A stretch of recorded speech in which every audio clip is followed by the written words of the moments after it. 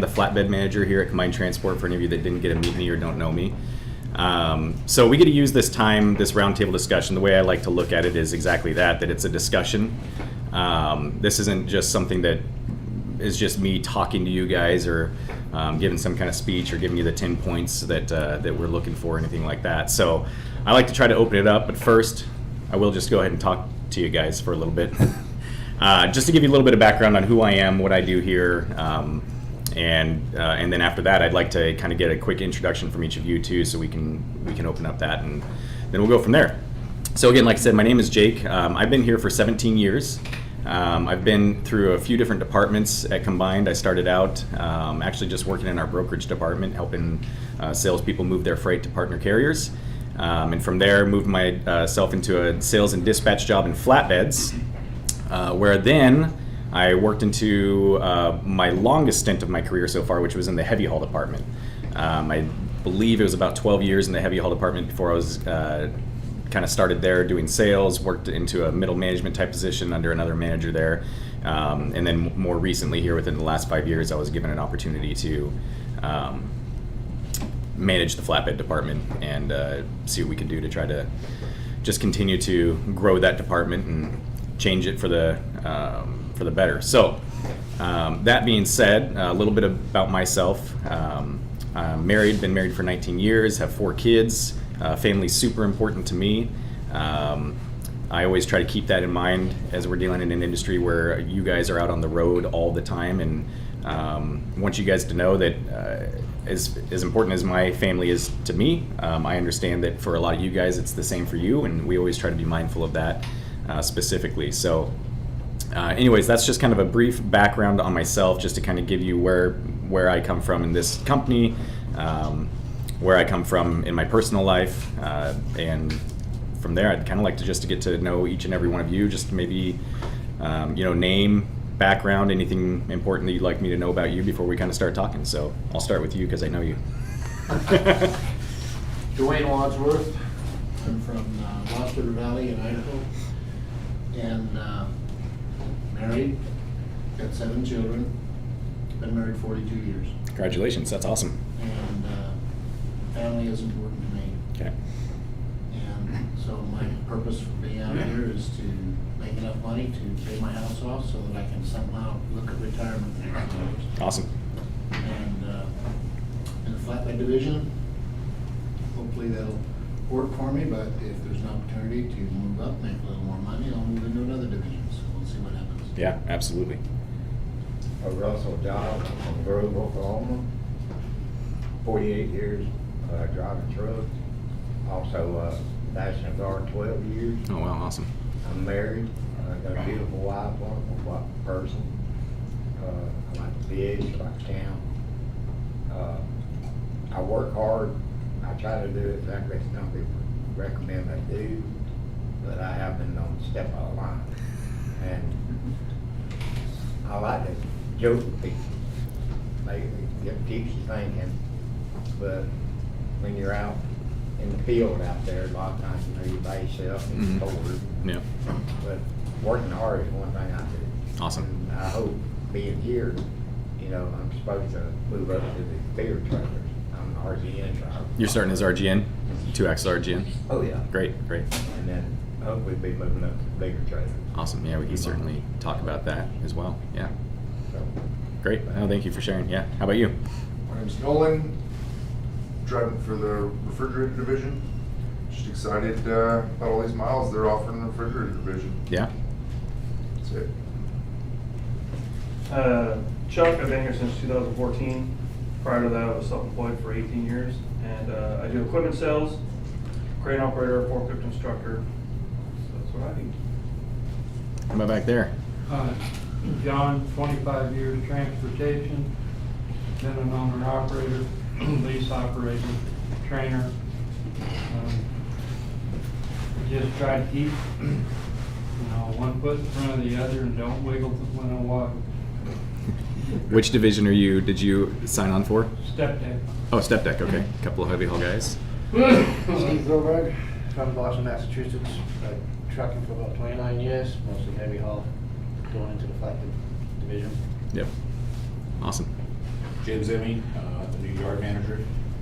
My background, I mainly did something new when COVID hit. I've mainly been in sales. I worked for Ecolab for 7 years. I've had my Class B since 2011, so I've kind of played around with the trucking thing, just mainly sales. Yeah. I'm from Pasadena, California. I was raised in Bishop, California, Mammoth Lakes. Yep. And I've been here. I left Ecolab during COVID because I just want to do something new. Okay. They kind of put us all at home. And, Yep. my buddy, one of my best friends, is up here, and he goes, "Hey man, let's do a trucking thing together." Doing business with a best friend doesn't always work out. So I got my Class A, and I don't know how crazy I am about driving. I like to do it here and there, but this yard manager position seems to be like right up my alley so far. Liking it so far? Yeah, Cool. I do. I Cool. like it. Yeah. My first Friday here, so. All right. Yeah. Yeah, Fridays are good no matter what, right? Cool. If you get a weekend after. Yeah, right? Depends on when your weekend is for sure. So yeah, like I said, I like to kind of open this discussion up. I don't want it to be just something where I'm talking to you guys the whole time. I want to kind of find out for Steve and Dwayne, you guys both got to talk to me quite a bit about we talked about expectations. We talked about things that, like we just discussed here, what communication and how important that is to myself and my team and for you guys. So I kind of came up with this idea here that what we could do is just kind of discuss 3 different topics. And what I'd like to hear from you guys, if you can participate, it makes my job a whole lot easier because I'm just supposed to be a moderator, right? I'm not here to try to run the show here. But 3 topics that I know that are important to the company, but also important to you guys. And I thought it'd be interesting to talk about what you guys think the driver's role is in that topic, and then like our office staff. So whether that's dispatch, sales role, and even including different things like payroll and billing. So.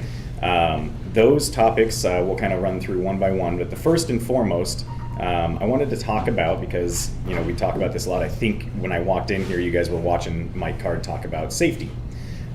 So rather than just always talk about how safety, how drivers can be safe and everything like that, which I want to hear about, those different types of things. But again, I thought it'd be fun to talk about the driver's role in safety, but then also our role in the office for safety for you guys out on the road. Not talking about whether or not we get a paper cut in the office and have to put a Band-Aid on. That's not what I'm getting at. How can we in the office make sure that we're helping you guys be safe too? So the discussion is open. If I need to talk first, I will, but I prefer not to. If you guys have any things that are coming to your mind about what is a driver's role in safety, what is our office staff role in safety?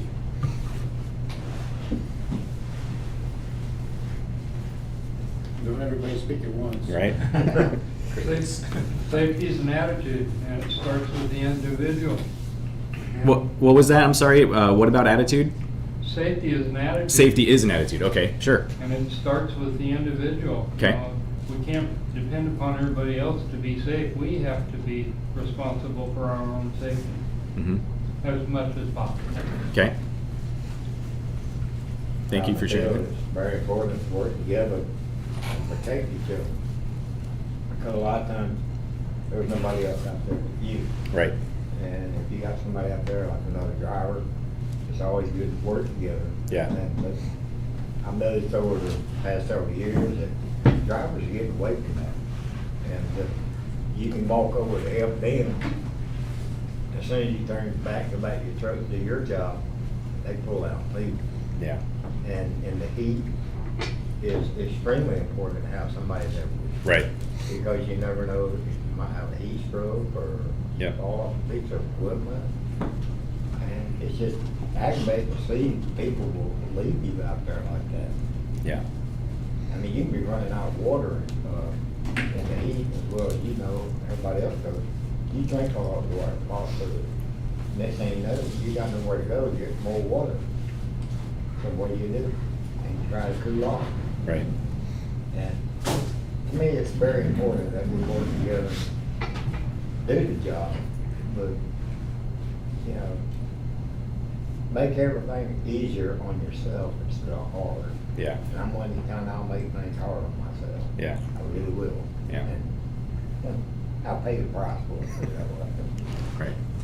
So I've heard that. You're not the first person. Actually, I've heard that a lot more recently. Is that a common experience for most of you guys out there, especially those who've been in it longer? That and that's a way that the industry has changed. Is that it's a lot less of a team atmosphere out there on the road, and a lot more kind of every man for himself. Is that you guys all feeling that? Is that pretty accurate? It's not only you feel, but you see it out there.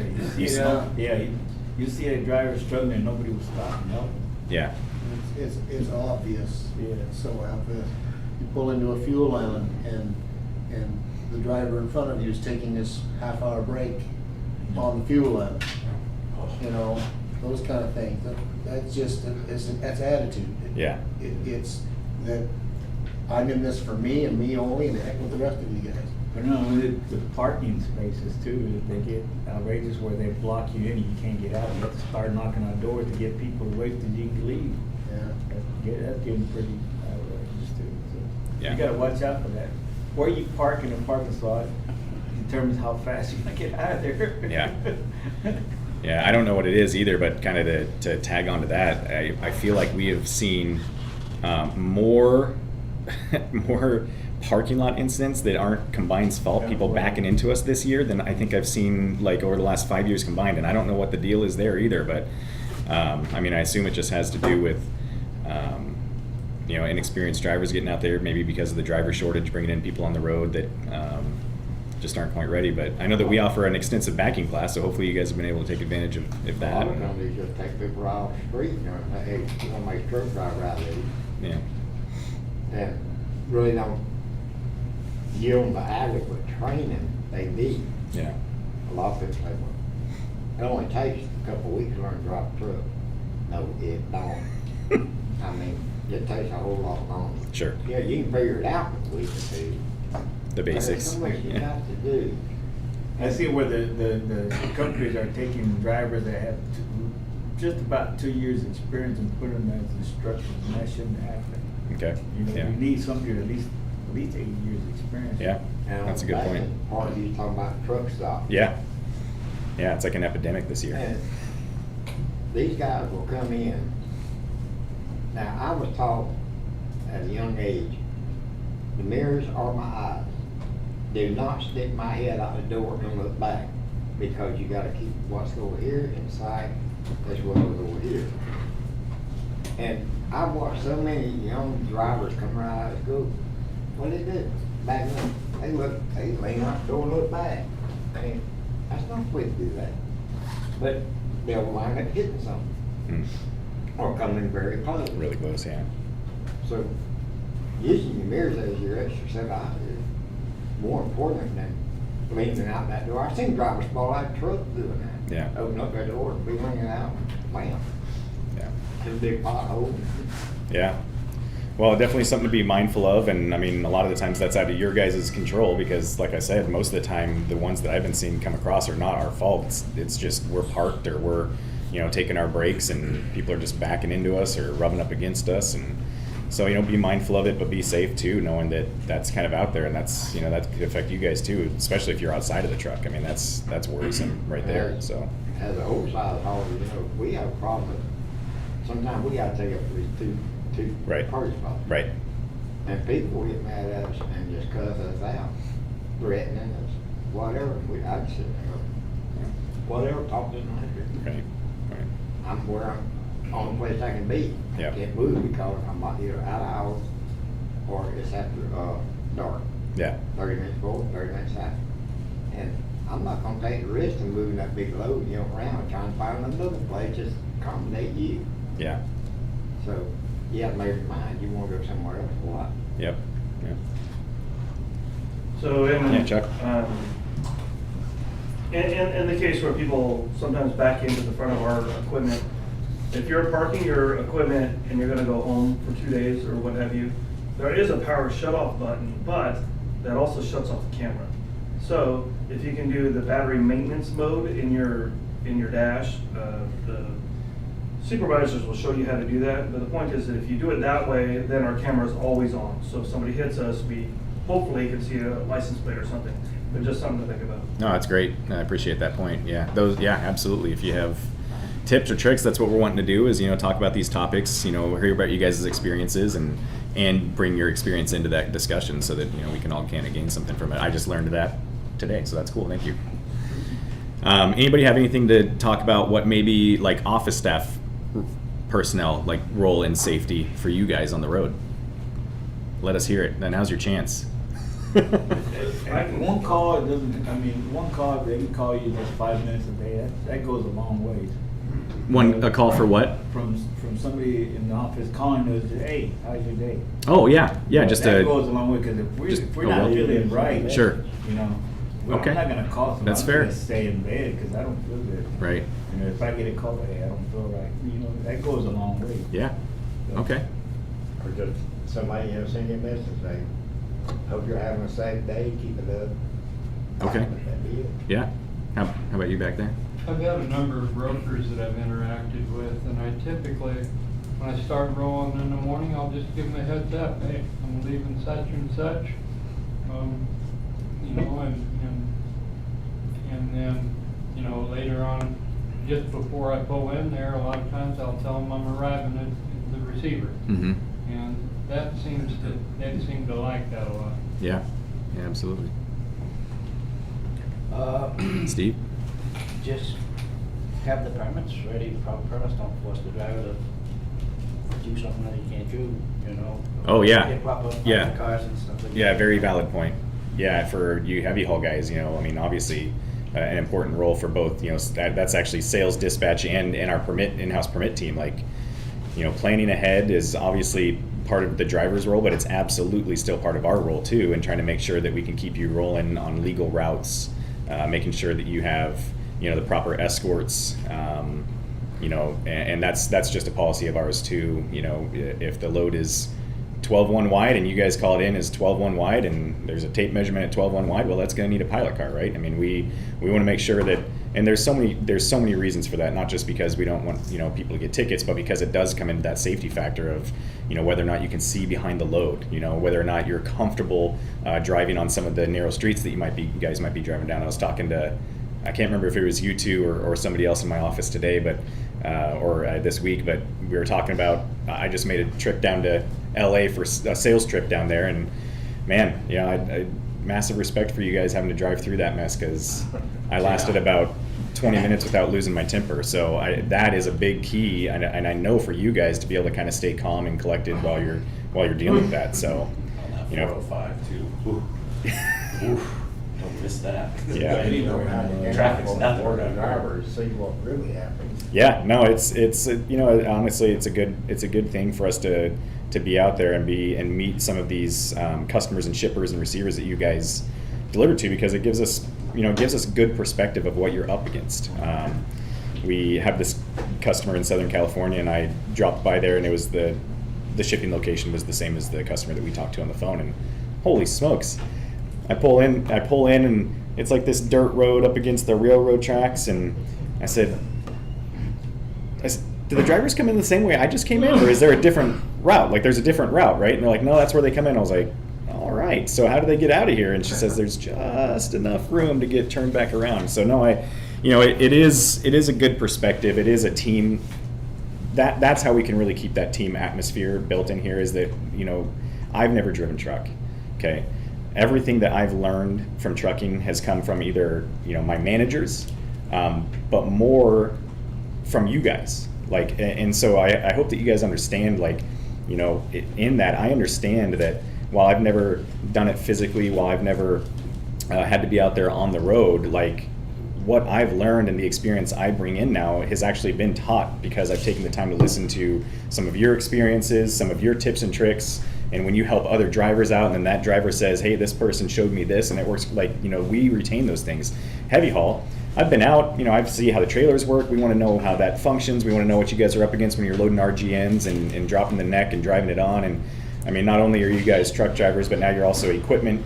You got to know how to load a dozer. You got to know how to load a power screen. All these different things. So there's a massive amount of respect that goes into that. But I want you also to know that while we're not perfect, we are going to try to do our best. But you guys are out there on the road, and if we offer any suggestions, it should be because it's something that's been taught to us by prior drivers on the road that said, hey, I've run into this similar situation, here's how I fixed it. So it is a team effort. When we are trying to work with you on that, we understand that while we're not there physically, we want to try to help the best we can, but sometimes we're just asking questions because we're not looking at it the same way you guys are looking at it. And so we are going to, in the end, we want to defer to your thoughts about safety, and then maybe bring in other experienced people with that. And that's another great thing about Combined is we have. I have been curious about some. Yeah.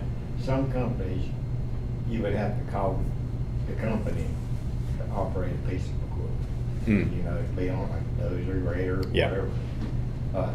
Do we have to do the same?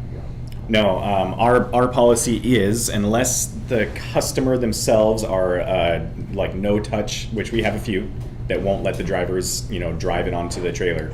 Our expectation is that you guys will push drive the equipment on. Now, that being said, we also want to make sure that we're all on the same page when you get dispatched. That if you've never loaded this type of unit before, we want to get ahead of that, right? Because then we could have you talk to other drivers that may have, or some of our driver supervisors that have experience in that.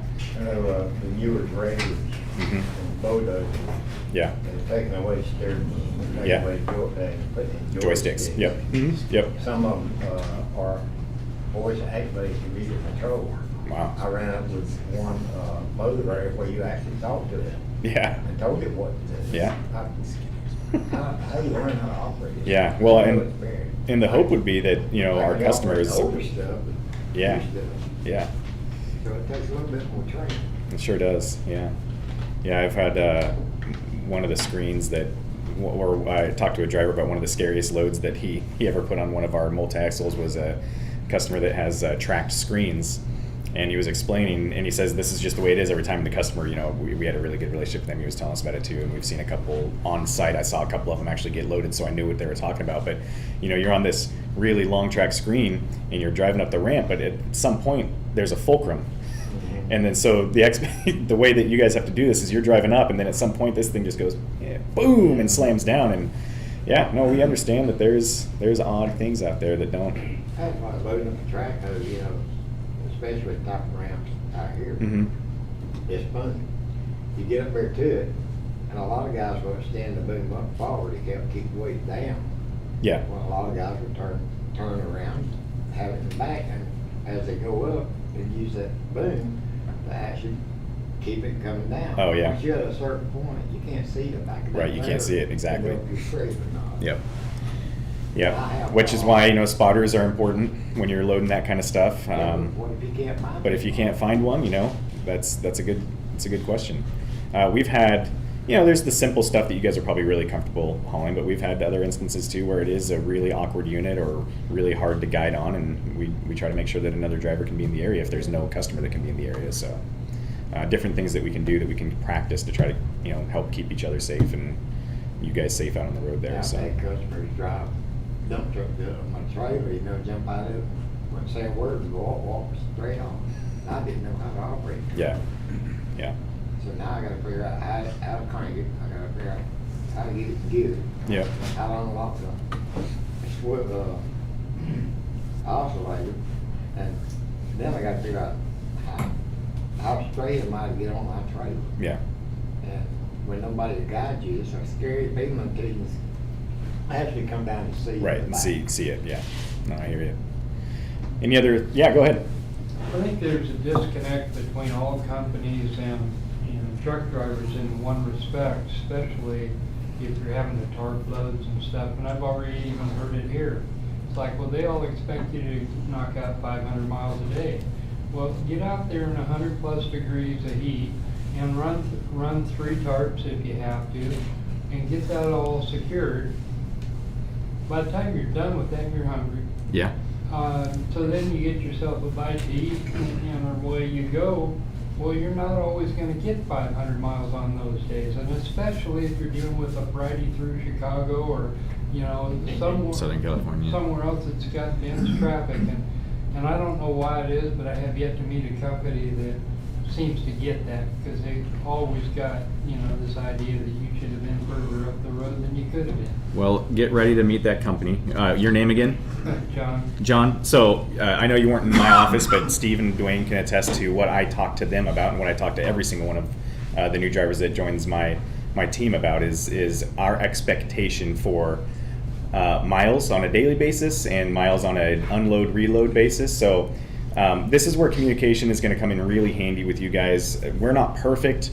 We're going to make mistakes. We're going to miss things, you know, based on your hours, that we want you guys to be able to feel like you can openly communicate with us about what you're dealing with there on the road. But to give you a general rule of thumb, the way that I have my team trained to dispatch, and I believe the other departments in combined as well, is that on a day, let's give a worst case scenario. It's a day that you're coming in, you have to unload a tarp load, and then you have to go deadhead, pick up another load, reload, and tarp it on that same day.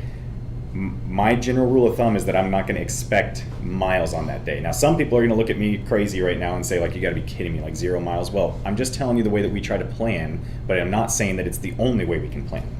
So the example I like to give, because it's super easy and the math is super simple, LA to Dallas, 1,500 miles. You unloaded on Monday. I'm going to put you in for a Friday delivery, because I'm going to assume that by the time you unload, get through LA traffic, reload, tarp, that day's shot, and then I would love, in a good weather situation, for you to be able to get 500 miles on Tuesday, Wednesday, Thursday, and be there first thing Friday morning to offload. Now, some people will tell me that I'm giving them too much time, and they'll be frustrated that I'm trying to short them money, which that is not my intention. My intention is to make sure that you guys are getting adequate time, because we do know that when you have to do all those tasks in one day, your job is not just driving. Your job is loading. Your job is securing. Your job is safety. And I guess you're humans too, so you need to eat and maybe take a shower and things like that. So we do try to dispatch that way, but again, when you're talking with your dispatcher, I encourage you, please, like to discuss openly. Our job is to tell you, hey, here's what we were figuring for pickup for you based on when you're offloading and your deadhead. And then here's what we were thinking for delivery. Does that work for you, John? And that is your time that I hope that you'd be willing to step up and say, hey, that's great. Or no, man, I got to take a 34-hour. Like, did you guys? And we may have just, we missed that. Thanks for pointing that out. So we want to work together as a team on that. But to answer your question, yes, you are right. There are other things that you have to do, and we don't expect you to get 500 miles every single day, including days that you unload and reload in the same day. So. And the one thing that didn't get mentioned in there is tarp repair. You know, Yeah. before you can use those tarps on the Yep. next load, you gotta fix them off of this last load. Sure. What are you doing getting rips on the turf? What's wrong with you? Would you not pad the corners correctly? Come on, John.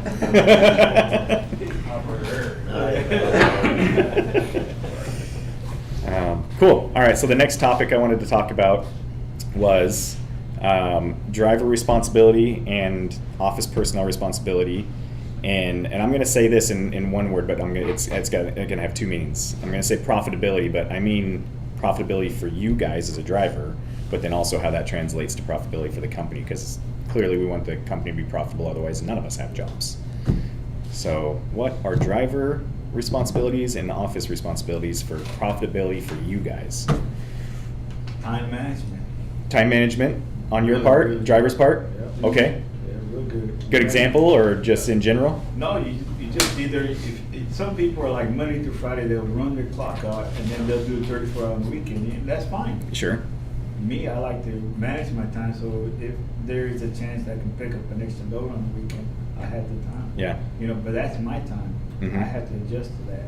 And if I'm gonna run Monday through Friday, then I know by Friday I can't go nowhere, you know? Yeah. And what goes along with that Yeah. too, is that you got to watch your equipment. Be careful of your equipment so that equipment's gonna run you through the weekend and Yeah. the weekend. You Good got, point. if you don't do your pre-trips and your post-trips and Talk take a look at repair. watch your Talk equipment repair. when you fuel and stuff, walk Yeah. around and that. If you don't do that, then there's no way you can be profitable, because at some point along the line, you're gonna have a major breakdown. And when you do, you're sitting for however many days. Yeah. Yeah. Absolutely. That's a good point. Excellent point. Communication with your driver, man. I would say communication from us was a big one. So yeah, both.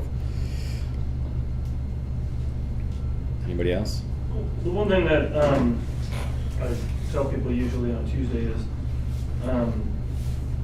you know, when you job bounce, you don't ever get an opportunity to develop a good relationship with your boss or your dispatch and what have you.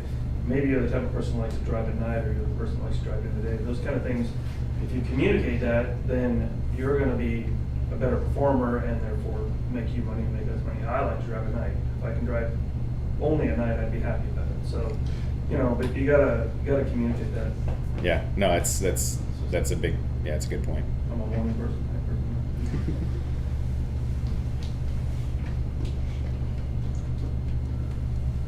Tired of the straight lines going back in the blood. So nobody wants to pick on dispatch or salespeople for your guys' profitability? You know what, no way. Having a load ready for whenever they unload. Yeah. That's fine, the dispatch can do that. My experience has been that sometimes you'll pull into a load, especially in a reefer division, you'll pull into to unload, you'll check in and they'll say, well, we're booked, we're slammed today. It's gonna be 5-6 hours before we even get to you. Mhm. So how does the dispatch have a load ready and not be have to figure in that factor? Sure. You see what, I can see the difficulty in the dispatch on that kind of thing. Isn't it true that there's detention pay? So as soon as you get to a scheduled customer, you're supposed to put it in your system right away so that we're on We can pay. track- right? we can So track it, prove yeah. we're there, right? Yep. Right. Yeah. Well, that works for pay and everything. No, I Yeah. understand what you were. For sure, what you and were- I understand what you're getting at too, and For the future dispatches, that, it's really hard for I can understand. Yeah. Dispatch is probably frustrated over those kind of situations because, oh, this is the perfect load, this will Yep. work great for him, but we can't take it because it's got a load in the next 2 hours, and this guy hasn't even started unloading yet. Right. You know what I mean? I'll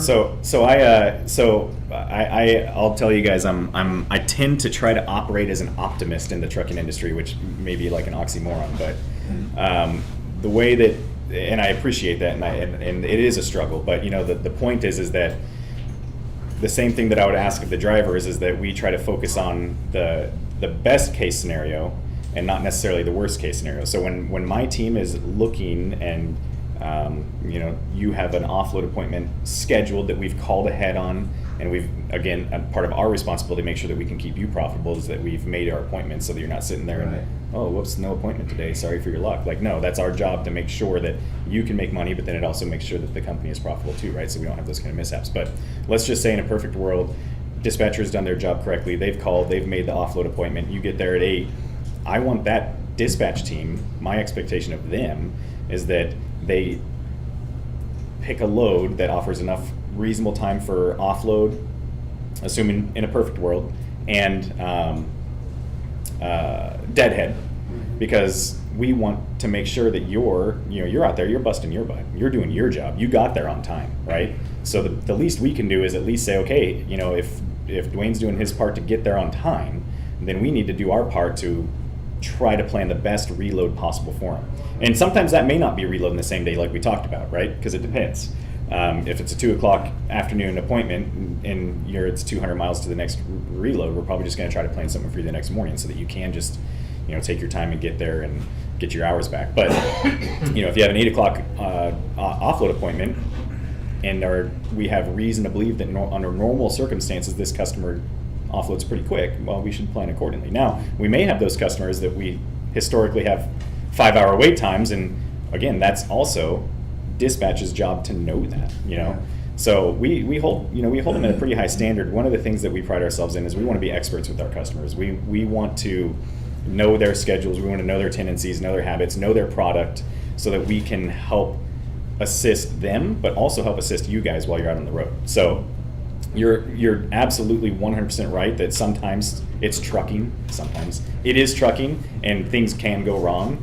But at the same time, that's kind of our job and our burden to carry for you guys is to try to have that reasonable reload planned so that you guys can keep moving. Because if we don't, you know, you're not going to make money. You get frustrated.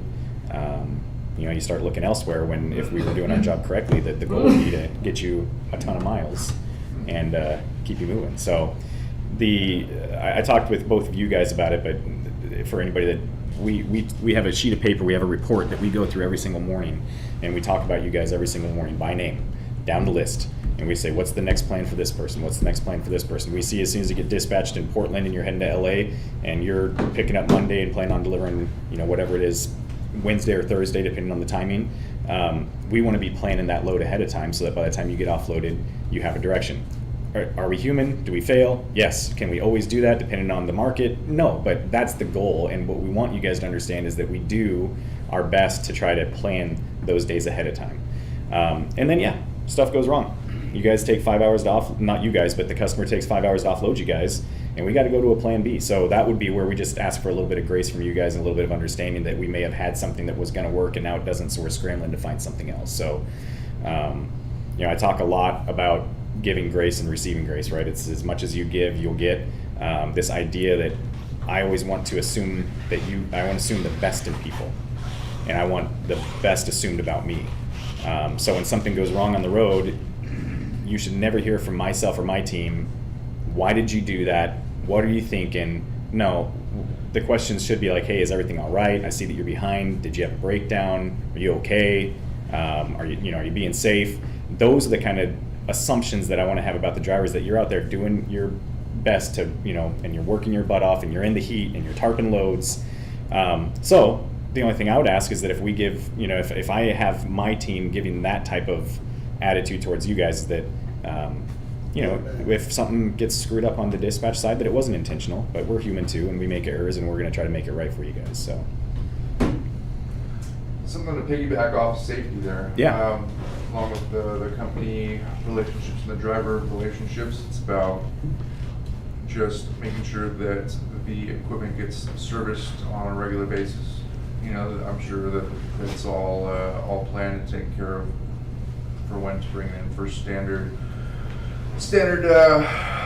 oil changes, tire rotations, making sure that everything's great, because I know that a lot of the drivers, they work hard with their pre-trips every day, thoroughly as thoroughly as possible, and making sure that the maintenance is scheduled. The Freightliner is known to be one of the safest vehicles on the road, and it's one of the most important things that I know of in commercial driving is just maintaining the equipment to maintain control of the trailer. Yep. Yeah, and you're absolutely right. And honestly, we continue to make adjustments in the way that we handle those types of things. And so, it is twofold. It is the driver's responsibility, and it is our responsibility. And we do show on our reports now too. We see when standard lubes are due, when a service is due. Like we see those on dispatch, and that's the reason we started doing that, is because we want to be able to help in that manner too, because we do know how important it is for you guys to have equipment running, right? I mean, it's your livelihood. It's whether or not you're going to make the bills that month or not. So, absolutely appreciate when you're on top of it, but we're also going to try to help with that. And also, don't be afraid to talk to dispatch if we overlook it, because like I said, we're human, to point it out, like, hey, would love to do that load for you, but I am like past due by 10 days on this. I've got to get this done. Were you have something to say on that, Chuck? Yeah. Go ahead. Sorry, I didn't mean to cut you off. No, I'm done. Get wedging myself in. In your driver's door, you're going to have a binder. It's not one of those two binders, but it's the third binder. And inside that sleeve, it's going to have a blue card, and that blue card will have written the last time that a service was done. Mm-hmm. So it's either the short service or the full service. Each one of them is done 22,500 from the last, right? And so, as a driver, I always looked and then, made a mental note or whatever. Oh, I got 30,000 more miles to go until X, Y, and Z or whatever. And so that helps you, so that you don't just rely on the OBC to tell you, because, you can plan ahead. And we'll do it 1,000 miles before or 1,000 miles after. So you can work that around your thing as well. You go, hey, it's due right now, but, I'm going to go another 800 miles to my house. I'm going to be there for 3 days. I can park it at the TA. I can get a service while I'm home, that kind of thing. So Right. you guys can work around that as well. Also, the Freightliner trucks have a maintenance schedule in the dash. You can actually put in the mileage, Okay. and it'll actually warn you. It'll let you know. Give you the idiot letter or whatever. And you guys have talked about heat a few times. Yeah. And the only thing I'd like to talk about that is don't wait till you're gonna get out of the truck. So if you know you're gonna have to untarp in Arizona in 50 miles, start barreling down that water now. Don't wait till afterwards, because then it's too late. a good It's gotta point. get through your system, in your system, you know what I'm saying? And out of your So, system, yeah. Yeah. Yeah, right, very rapidly. And out of your system. You know, pouring a gallon of water at the bottom of a dead plant isn't gonna help, that's my point. So you If gotta you're plan not, ahead. if you're not sweating, you're dehydrated. Stay hydrated, yeah. Yeah, John? It's a little switch. One thing that some companies do, some companies don't, is they figure out what communication style works best for a driver. Mhm. When I think about truck drivers, we're not known for being excellent communicators. That's why most of us shut off the TV. Because, you know, we get sick of listening to some of the stupid stuff that's going on. But those of you that are in the office, you're constantly on the phone every day talking to everybody, and you're good at it. That's why we're truck drivers, because we don't want to be good at it. It doesn't mean I like it though, I just want to point that But out. I guess the one Make thing. that call tomorrow. But the one thing that isn't said is I actually have gotten to the point where I like text. And I like text because if I'm thinking about saying something stupid, I catch myself. It's your buffer. You can read it first. Yeah. And the other thing is you don't get the tone. Because sometimes it's not what was said, but as my How it was said. ex-mother-in-law said, it's your tone. That's how you say it. See, and I struggle with text from the opposite because you can't tell the tone, and sometimes a text can be misread in a way that is very much not the way that the writer intended it. So it could definitely go both ways. But to your point, though, you're 100% right, and it's what I encourage everybody is like, give us some time to get to know each other. We're trying each other out, especially as you guys just get hired on here. Like, there are going to be quirks that we have, there are going to be quirks that you have that is different from everybody else that you've ever dealt with or that we've ever dealt with. So it takes time, right? It takes time to get to know each other.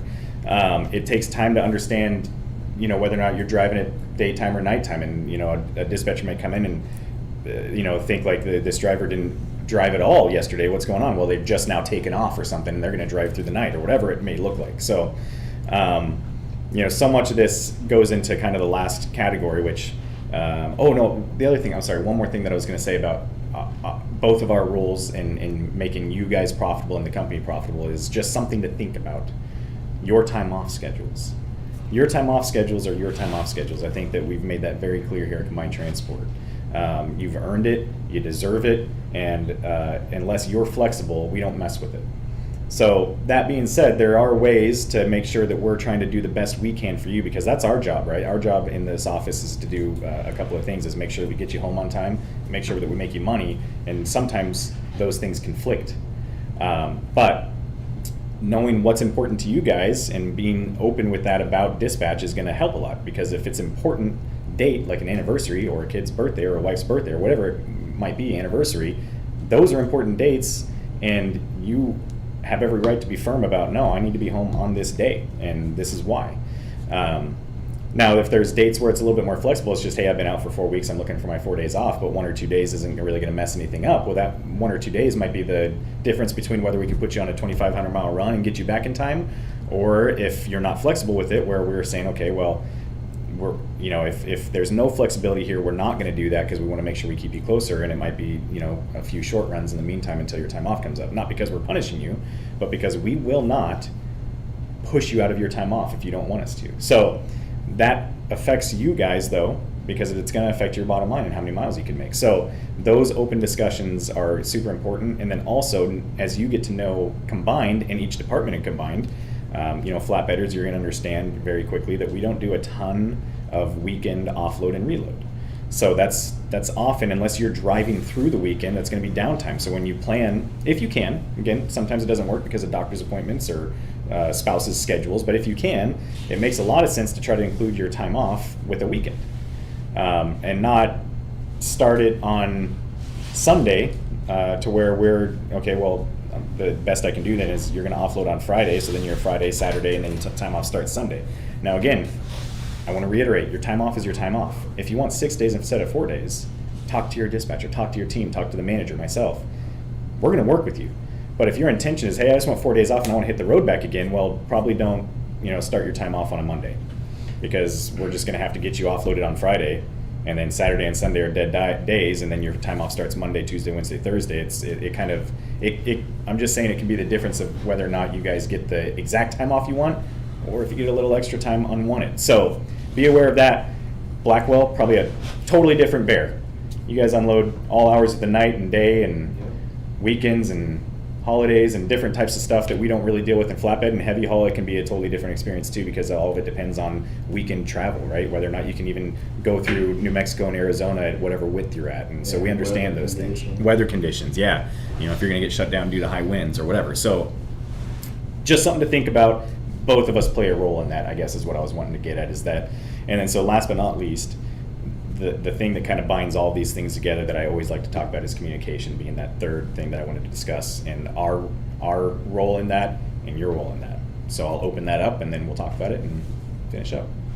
Communication. The way I do it, on the old side of it, I figure it this way, the place will be there when I get there, you know, I push it, you know, during the day, you know, especially in summer months, I know I got plenty of time, daylight. Sure. If I don't look Yeah. at my hours and keeping up with it. Right.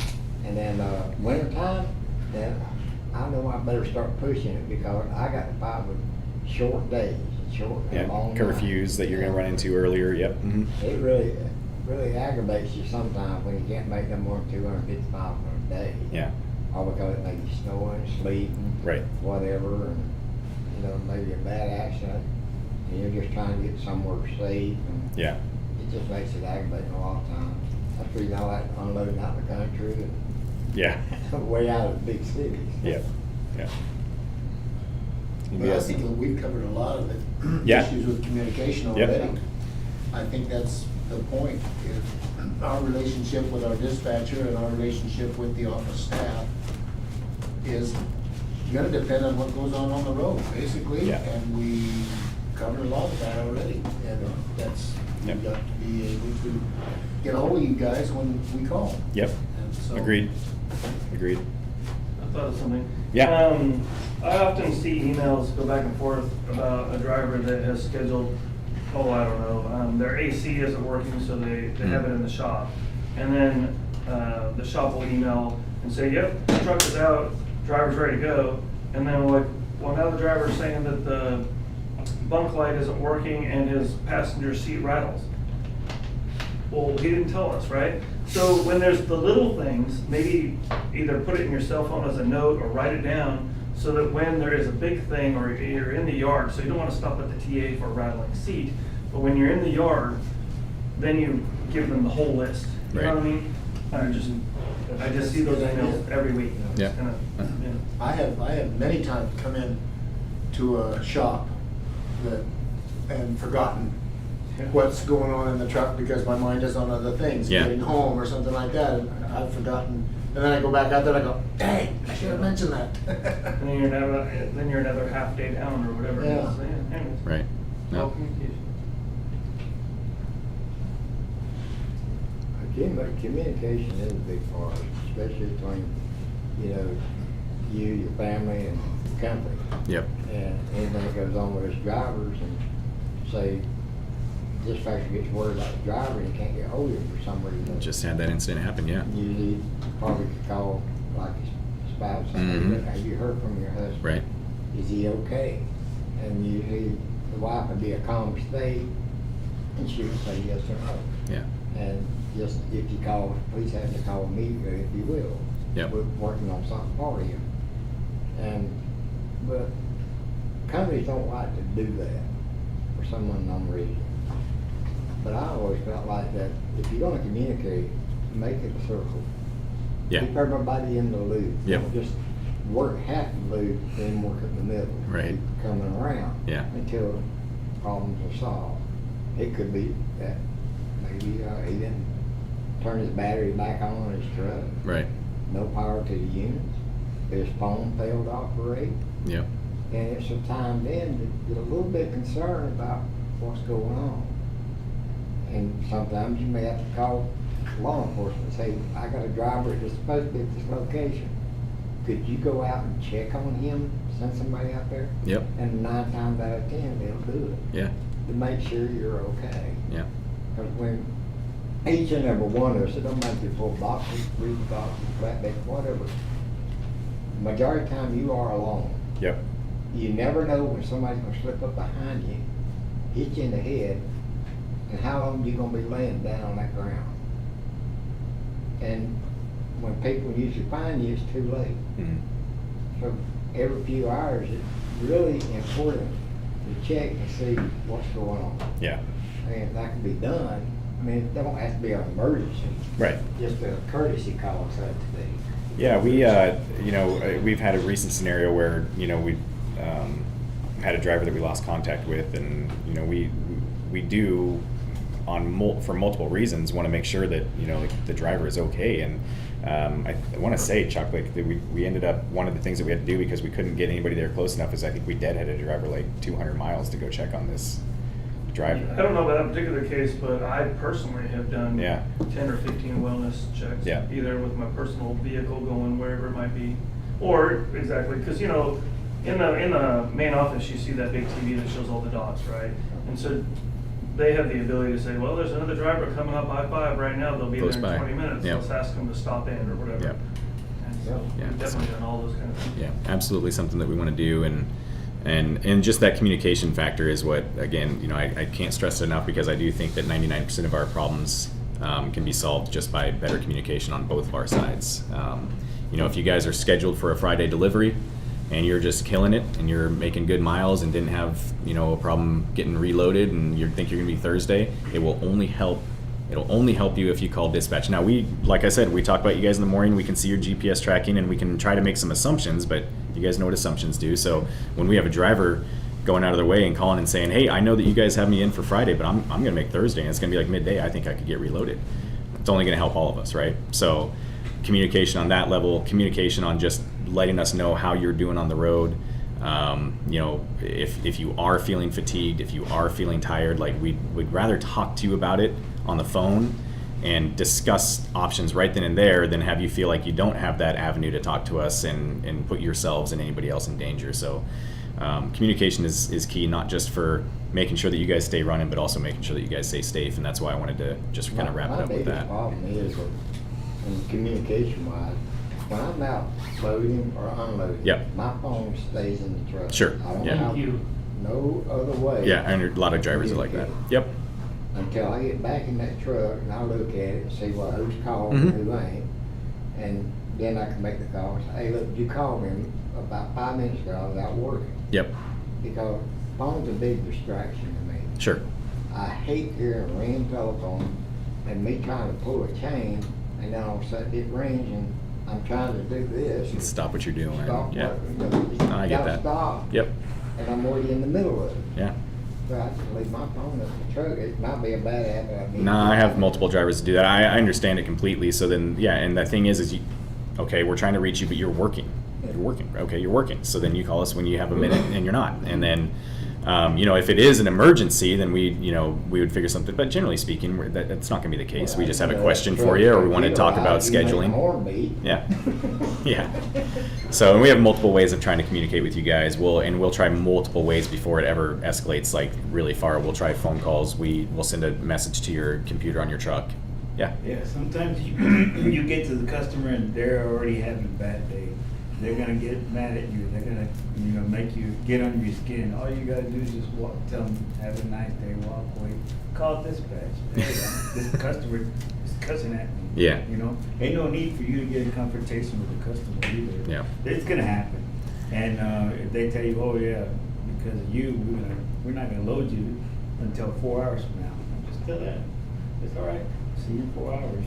It makes them mad, but you become Kill 'em more with kindness. You don't throw wood in the fire anymore. You Right. just say, hey, call dispatch. Hey, this guy said he's not gonna load me 4 hours, so just leave me. Yeah, and let us handle that for you guys. Yeah, like for sure. Like those are the kind of things that we should be doing to help you out. But also goes up to, when you go up there, if he's already having a bad day, you don't want to give them, make it worse for you either. Yeah. Be I had a polite, be customer, professional. we didn't want to accept that D7 I brought in there too. Yeah. I said, well, sign the bill, and I wasn't in no good mood. Right. I mean, I was in a bad mood, because I've been broke down out in the heat, and I was Right. trying to get that truck running. And he signed the bill, I just drove back out, crawled up in my truck and drove off the lot. And I'm sitting outside the gate there and they're looking for me, wanting to know where in the world is that D7 at? Yeah. And boss man called me up and he said, Russell, what did you do? I said, well, he told me he didn't want it, so he signed off on it. I said, I got the signed bill right here. He said, will you get turned around and go back in that damn gate? Yeah. I get that. You get into a bad mood, you don't want to be messed with. Well, I use this headset Mhm. when I'm out of the truck. If I leave my phone in the truck, I still have communication. The nice thing about this is I can say, if it rings, it says, it gives me the option to either reject or answer the call. I can just say answer and continue doing what I'm doing and still have a conversation. So if that's something that you guys use, that works. It's helpful, yeah. What's that you keep saying, Art? Reject. Reject, I thought he was talking to somebody. Anything else, guys, or you have any other questions completely unrelated that maybe I didn't touch on that you guys wondered about either the company or department specific? I can do my best. Blackwell, I'm not much help, sorry. So, something I did notice, every company's different, you guys got a right to be that way. I noticed that you work off the zones here. But, you know, sometimes you mesh well with one dispatcher. Mhm. And it just, it's always a laughing, joking, good old days, you know, sort of interaction most of the time. But then you get somebody else in there. Yeah. And it's like, you know, so it's like, is there a provision if you find somebody you just feel like you work well with, just to have a dedicated dispatcher rather than a zone dispatcher? Well, Blackwell does it that way. I can tell you there's no time period, but I know that Heavy Haul is looking at switching to that way. At least the tactical division is. Although again, don't hold me to it because there's no time period on that. It's just been in discussion. Give you a little bit of insight of why we do it that way, and not to say one way is better or the other, but just at least to help you understand the way when the company was set up. One of the reasons that it was broken into regions for sales and dispatch was because Dick Card believed that each person should be an expert of their area. They should know that area like the back of their hand. They should be visiting that area. They should know what those customers need so that before the customer even has to say it, they know which driver to send in, what equipment to send in. So again, it was kind of the customer-focused reason for that. But we also do understand your side of it too. And because of that, I think there has been some changes. Blackwell's made that shift. They've switched over to a fleet manager dispatch per driver married situation. So I totally understand that. I don't know in the flatbed fleet if that's going to be happening anytime soon, but we're also one of the smaller fleets, so we still feel like we have a pretty tight-knit group with each driver. Each dispatcher does too. So, but you know, it's a valid point, and it is something that we have looked at, and so it's noted. I'll put it that way, I guess. Yeah. And if there is that issue or, you know, contention, then speak to your manager, you know. Oh yeah, if there was a major issue, if there was a major issue, we would make like if first of all, we shouldn't ever have any of our dispatchers or salespeople. You know, honestly, in my opinion, like we shouldn't have a situation that gets escalated so bad that you guys can't even talk to each other. But if it did, talk to your manager. We can work around that. We can maybe have you work with somebody specifically. But we try not. It isn't something that I deal with often enough to say like we have a backup plan for that, because if it was really that bad and if it was a habit, then the backup plan would be that person doesn't work for me anymore. But And the dispatcher should say something like, "Oh, it's John, you take care of him." that's never been said in the office. I don't know what you're talking about, Blaine. Oh, it's John calling me. Anything else, you guys? Cool. All right, well, thanks again. We'll wrap it up, and I think there's probably more pizza.